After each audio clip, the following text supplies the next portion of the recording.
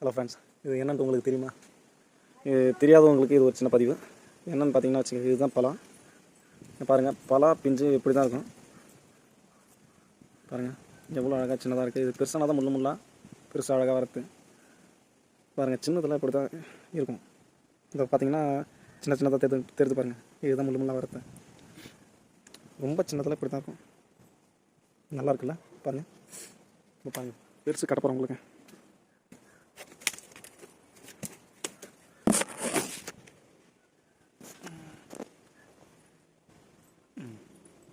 பார்த்தீங்களா, இதுதான் கொஞ்சம் பெருசான பழம்.